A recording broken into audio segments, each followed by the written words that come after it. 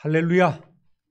우리 영상으로 참여해 주시는 성도님들과 함께 오늘 인사하겠습니다. 할렐루야, 만나서 반갑습니다. 예수님의 이름으로 축복합니다. 할렐루야. 지난주 우리는 자신들이 과거에 저지르고 덮은 그 죄가 수면으로 떠오르고, 이것이 죄값인가 피값인가 하여서 후회하면서 찜찜하게 집으로 돌아가던 중에 자루 속에 곡식값이 그대로 들어있어. 이번에는 간첩죄에 도둑의 누명까지 뒤집어 쓰게 되었다. 큰 두려움 가운데 빠진 그 요셉의 형들을 살펴보았습니다. 그들은 어떻습니까? 하나님이 어찌하여 이런 일을 우리에게 행하셨는가? 오히려 하나님께 반문하며 원망하고 있는 것입니다. 그러나 이 모든 것은 요셉을 통해서 요셉이 형제들과 진정한 화합을 이루고 아버지 야곱을 비롯한 온 가족이 애굽으로 내려와서 한 민족을 이루게 하시려는 이스라엘이라는 하나님이 친히 다스리시는 하나님의 나라를 이루려 하시는 하나님의 비전임을 확인하였습니다. 따라하겠습니다. 피할 수 없는 섭리. 하나님의 계획을 모르면 두려움 가운데 빠질 수밖에 없지요. 또한 죄의 후과 범죄의 대가는 사람들을 점점 더 궁지로 몰아가는 것입니다. 죄의 문제는 속히 해결하는 것이 상책입니다. 유익한 거예요. 형제들의 가나안으로 돌아왔지만 막내 베냐민을 데리고 애굽으로 가는 문제로 인해서 아버지 야곱과 갈등만 일으키지 않습니까? 야곱 역시 아직은 변화되지 않는 모습을 보여주고 있습니다. 여전히 베냐민이라는 막내, 그 자식 편애의 삶을 살고 있는 거예요. 가만히 보십시오, 여러분. 하나님께서는 이제 그것마저도 야곱에게서 빼앗아 가려 하고 있어요. 따라합니다. 빼기로 흔들리는 삶. 우리 인생에는 더하기의 인생이 있고 빼기의 인생이 있습니다. 어떻게 보면 야곱의 인생은 더하기에 집착한 인생이었다, 이렇게 볼 수가 있는 거예요. 장자권을 얻기 위해서 형을 속이고 아버지를 속이고 기어코 그것을 쟁취하였습니다. 형의 칼날을 피해서 하란으로 도망가서도 아내와 재산을 위해서 외삼촌이자 장인인 라반과 끊임없이 머리 싸움을 하는 거예요. 고향으로 돌아오는 길에 야복 강가에서는 하나님의 사자와 더불어서 씨름하면서 축복을 구하였습니다. 더 달라는 것입니다. 이것 갖고는 안 되니 나를 지켜주시고 형 에서의 칼날도 무디게 해주시고. 그 결과 표면적으로 야곱은 많은 자식을 두고 또 풍성한 재산을 일군 풍요로운 노후를 살아갈 수 있었습니다. 그러나 결코 해피엔딩으로 끝나는 그의 삶이 아직은 아니었습니다. 말년에 하나님께서는 이 더하기에 집착했던 그 야곱의 삶에서 이제는 빼기의 삶으로 바꾸어 버리십니다. 하나님보다 더 사랑했던 것들을 하나씩 빼내고 계신 것입니다. 먼저 야곱이 내 아내 중에 가장 사랑했던 라헬을 거두어 가십니다. 그리고 제일 사랑했던 아들 요셉을 빼가셨습니다. 그리고 이번에는 심한 기근으로 인해서 곡식이 동이 나게 합니다. 자칫했다가는 그동안 일군 모든 재산과 가축들이 다 날아가게 생긴 거예요. 내색은 안 하지만 둘째 시므온이 애굽에 불모로 잡혀 있는 것도 여간 신경 쓰이는 것이 아닙니다. 그런데 이번에는 결정적으로 또 그나마 제일 사랑했던 아들 베냐민을 빼내려 하시는 거예요. 다음 추수 때까지만 좀 어느 정도 아끼고 버티면은 그래도 좀 밭에서 소출이 날 거 아니겠나. 그런데 버티면 될 것 같았는데 점점 더 기근이 심해지는 거예요. 가물어 메마른 땅에서 조금이라도 좀 이 소출을 거두려 했지만 다 헛된 일이 되고 말았습니다. 다 말라 죽고 말았어요. 이제는 짐승들도 먹을 것이 없어 허덕입니다. 그럼에도 자식들은 서로 눈치만 보면서 다시 양식을 구해오자는 말을 선뜻 꺼내지 않습니다. 왜? 베냐민이라는 그 아들 문제가 걸려있기 때문이죠. 그러니까 이번에도 야곱이 나설 수밖에 없는 거예요. 1절 2절 오늘 읽었죠. 그 땅에 기근이 심하고 그들이 애굽에서 가져온 곡식을 다 먹음에 그 아버지가 그들에게 이르되 다시 가서 우리를 위하여 양식을 조금 사오라. 그러면 그렇지.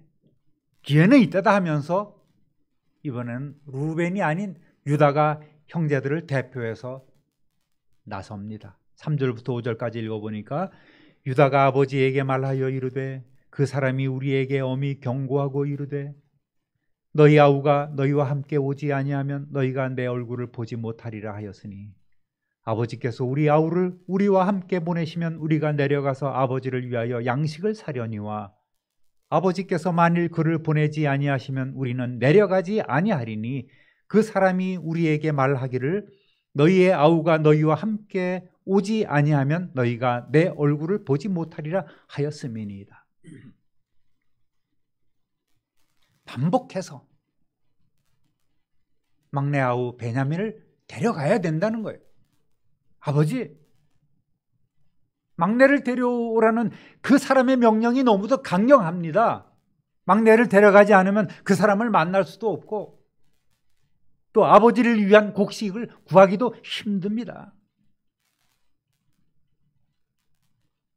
우리가 가는 것은 아버지 드실 양식을 구한 것이지 자신들은 가도 그만, 안 가도 그만입니다. 그런 식으로 슬그머니 아버지의 마음을 떠보는 거예요. 뭐라고 얘기합니까? 우리가 내려가서 아버지를 위하여 양식을 사려니와.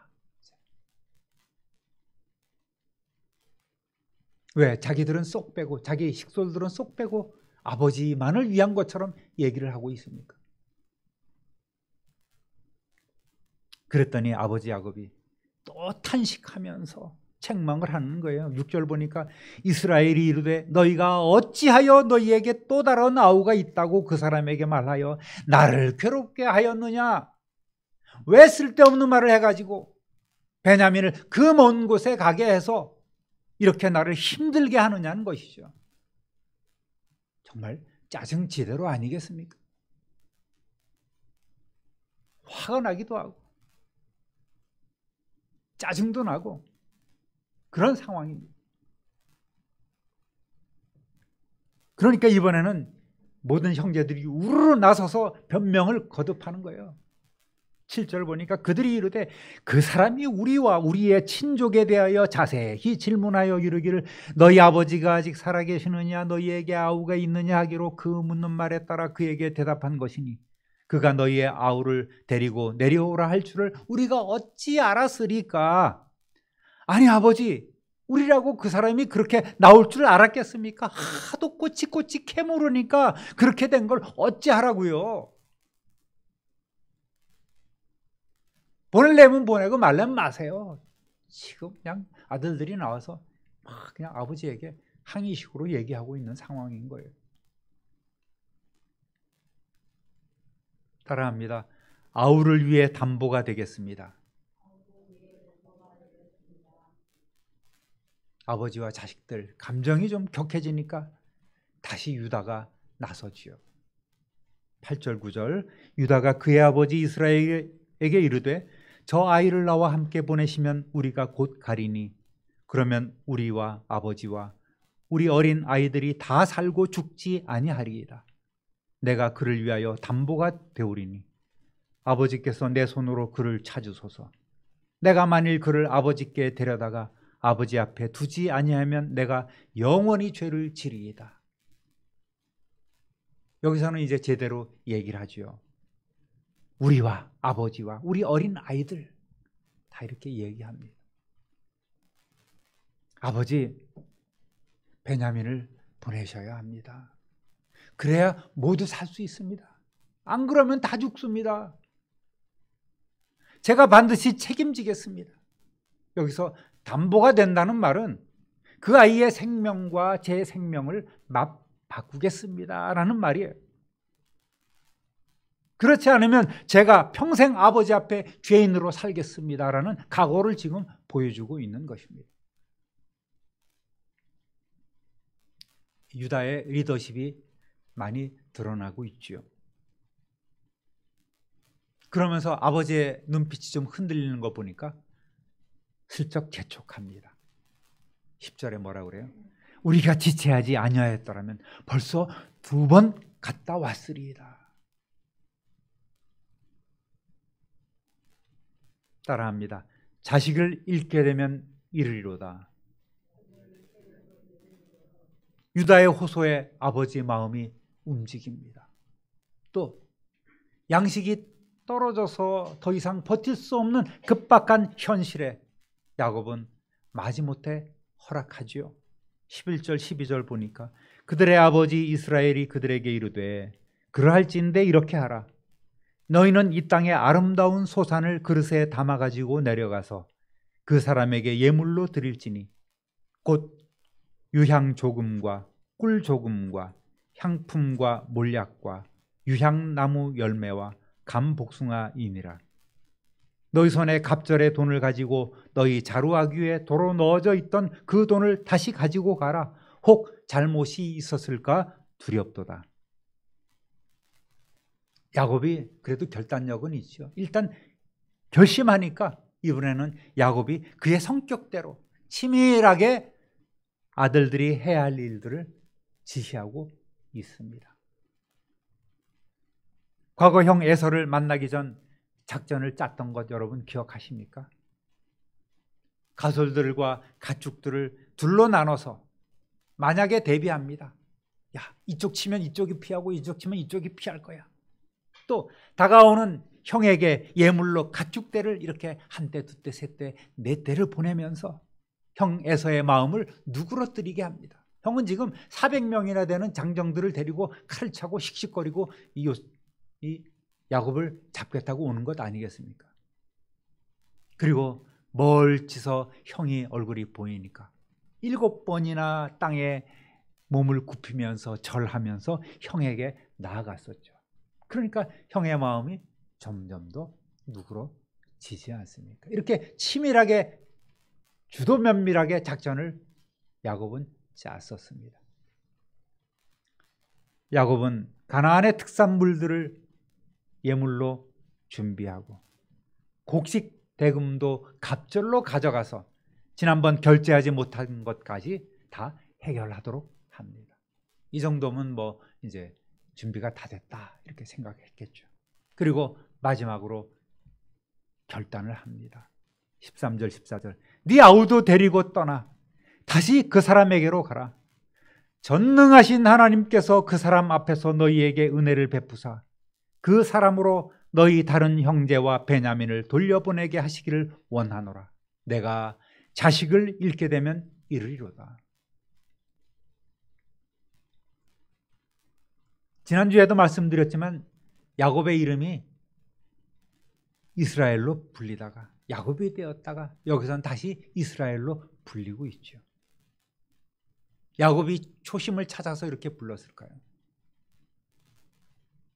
이스라엘이라는 이름은 주로 하나님과의 언약에 관해서 등장하고 있는 거예요. 야곱이 다시금 전능하신 하나님을 찾고 있습니다. 엘샤다이, 전능하신 하나님입니다. 내 조상과 나와 언약을 맺은 그 하나님의 이름을 부르고 있는 거예요. 야곱이 무슨 생각을 했을까요? 아마도 자식들이 애굽에 다녀온 이후, 베냐민을 데리고 가야 된다는 그 말을 들은 이후에 오랫동안 수많은 생각을 했을 것입니다. 고민만 했을까요? 하나님께 기도했을 것입니다. 야곱은 어떤 응답을 받았을까요? 먼저 야곱은 과거 베델에서 자기 자신에게 나타나신 전능하신 하나님의 언약을 기억했습니다. 35장 11절 12절 보니까 하나님이 그에게 이르시되 나는 전능한 하나님이라 생육하며 번성하라. 한 백성과 백성들의 총회가 내게서 나오고 왕들이 네 허리에서 나오리라. 내가 아브라함과 이삭에게 준 땅을 내게 주고 내가 네 후손에게도 그 땅을 주리라 하시고. 아멘. 자신에게 하나님께서는 생육하고 번성하라고 복을 주셨습니다. 또 자신을 통해서 한 백성이 만들어지고 많은 왕들이 나올 것이며 이 땅을 주시겠다고 하셨습니다. 그 하나님을 기억하고 그 하나님의 이름을 부르고 있는 거예요. 그 하나님께 모든 것을 맡기기로 작정한 것입니다. 내가 자식을 잃게 되면 이르리로다. 아휴, 죽든지 말든지 자포자기가 아니에요. 이건 틀림없으신 엘샤다이, 나와 언약을 맺으신 그 전능하신 하나님이 자식들이 잘못되게 하실 리는 없다고 생각을 하니 비로소 마음이 편해지는 거예요. 그 언약을 기억하고 그 하나님의 이름을 부르니 담대한 마음이 생기는 것입니다. 내가 집착했던 것을 내려놓으니 길이 보이는 것입니다. 편해하고 얘 데리고 가면 안 돼. 얘 없어지면 내 인생은 끝난다. 그렇게 집착하고 붙들었던 그 자식을 이제 마음속에서 내려놓으니 이제는 자신이 할 일이 아니라 모든 것이 하나님이 일하실 차례가 된 것입니다. 사랑하는 성도 여러분, 때로 우리가 집착했던 것 내려놓을 때에, 하나님께 맡길 때에 하나님께서는 비로소 일하시게 되는 이 비결을 아시기를 주님의 이름으로 부탁드립니다. 사랑하는 성도 여러분, 어떤 문제가 있을 때에 먼저 우리는 우리의 집착을, 내가 손에 움켜쥐고 결코 놓지 않겠다고 했던 그 모든 것들을 내려놓아야 되는 거예요. 모든 삶에 악착같이 더하기를 계속하면서 이것도 필요하고 이것도 필요하고 이것도 가져야 되고 저것도 소유해야 되고, 물질이든 자식이든 어떤 욕망이라도 하나님보다 더 아끼고 사랑했던 것이 문제가 될 때에 우리는 포기할 줄 알아야 합니다. 내려놓을 줄 알아야 합니다. 왜? 그것이 하나님의 뜻이기 때문입니다. 네가 그걸 내려놔야지만 내가 일할 수 있다. 네가 그것을 포기해야지만 내가 네 삶에 개입할 수 있는 거야. 너 기도에 응답할 수 있는 거야. 너는 왜 이렇게 욕심이 많아? 네가 가진 거 다 움켜쥐고 하나도 놓지 않으면서 뭘 내게 자꾸 달라고 이야기하니? 무슨 기도를 그렇게 하고 있니? 그렇게 책망하실지 모르는 거예요.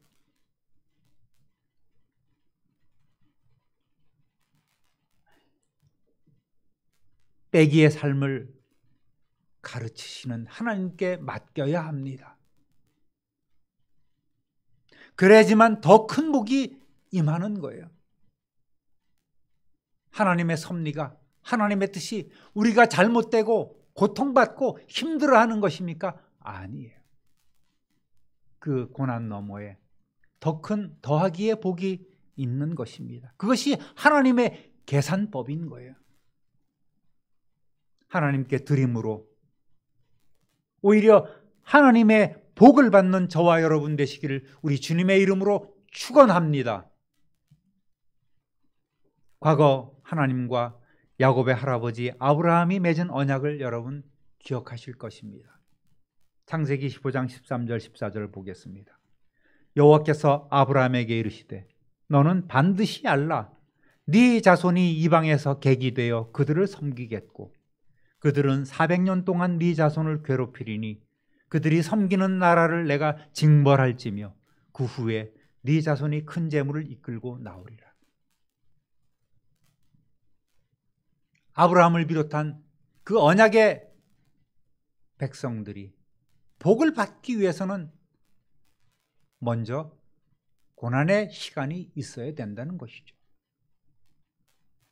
하나님께서는 아브라함이 가나안 땅을 기업으로 얻게 되는 것은 아브라함 당대에 이루어지는 것이 아니라 수백 년이 지난 먼 훗날 이루어지게 되는데, 아브라함의 후손들이 애굽 땅에서 나그네가 되어 고통받다가 하나님의 때가 되면 약속의 땅으로 다시 돌아오게 될 것이라고 이미 약속해 주셨습니다. 이 약속을 이삭도 물려받고 이 약속을 야곱도 물려받는 거예요. 이러한 하나님의 비전과 섭리는 하나님 당신의 계획대로 착착 잘 진행이 돼가고 있습니다. 어느 누구도 하나님의 섭리를 피할 수 없습니다. 하나님의 뜻을 거스를 수 없는 거예요. 하나님의 뜻을 거스르면 거스를수록 그것이 내게 고통의 시간이 될 뿐입니다. 사랑하는 우리 참빛누리교회 성도 여러분,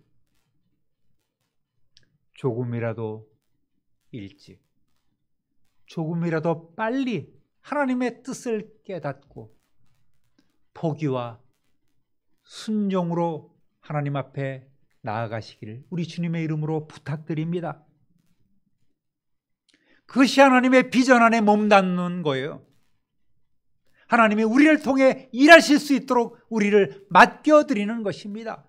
집착한 것 다 내려놓을 때에 하나님께서 비로소 우리를 들어 사용하시게 되는 거예요.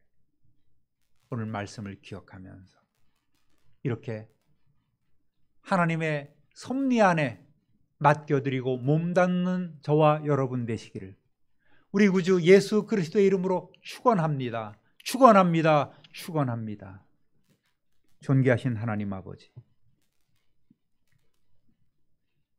더하기의 삶에 집착했던 야곱이 하나님의 빼기의 섭리 앞에 포기하고 자신의 집착을 내려놓는 모습을 오늘 저희들이 말씀을 통하여 읽어보았습니다. 우리의 삶도 포기와 순종의 삶이 될 수 있도록 하나님 돌보아 주옵소서. 내가 집착했던 것,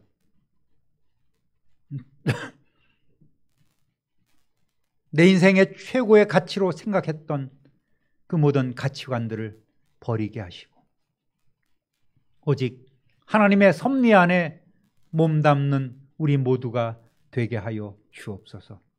그것이 참된 복이 됨을 깨달아 알게 하여 주옵소서. 마음껏 하나님께서 우리를 통하여 일하실 수 있도록 진정한 헌신의 삶으로 나아가게 하여 주옵소서. 그리하여 약속된 모든 복을 받고 누리는 우리의 삶으로 변화되게 하여 주옵소서. 감사와 찬송과 영광을 하나님께 돌리옵고 엘샤다이 전능하신 우리 구주 예수 그리스도의 이름으로 축복하며 기도 올립니다. 아멘.